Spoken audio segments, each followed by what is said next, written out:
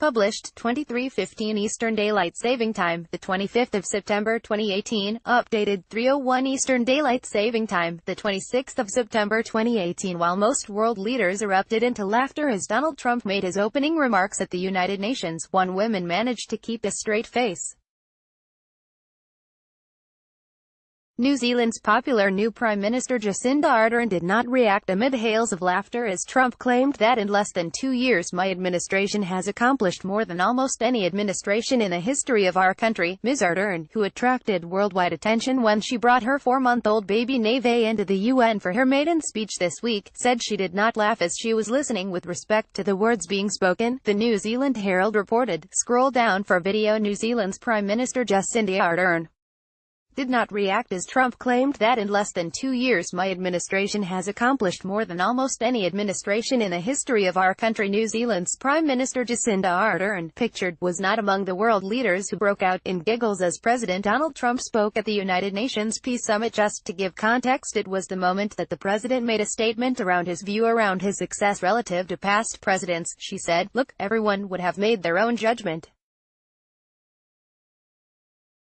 For me, I was respecting the fact he had the floor and listening to what he had to say," she said. There wasn't anything in Trump's statement that surprised her in today's speech. Trump spoke of patriotism over globalism, something Ms. Ardern refused to be drawn on.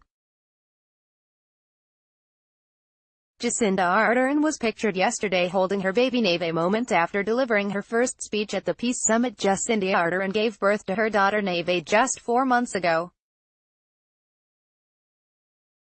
She has sent American media into a frenzy for taking her baby along to the UN this week, but as New Zealand was one of the founding countries of the United Nations, she said it maintained its support of multilateralism. "There are some issues we need to address, we just tend to take a different solution in response," she said.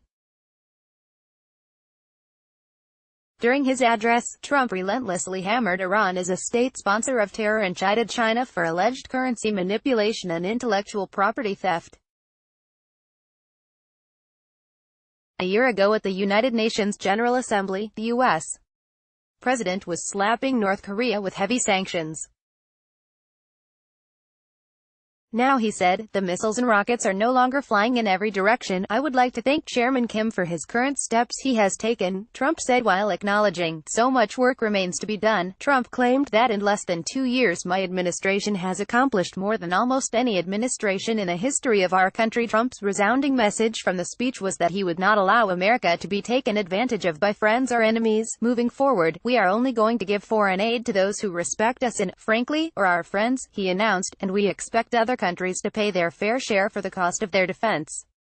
Sovereign message. Trump's resounding message to the United Nations General Assembly was that he would not allow America to be taken advantage of by friends or enemies. Packed house. The United Nations General Assembly hall was full as Trump delivered his second address to world leaders. Trump also called out Germany, specifically, for an oil and gas deal it entered into with Russia and commended Poland for prioritizing its energy independence. "Germany will become totally dependent on Russian energy if it does not immediately change course," he said.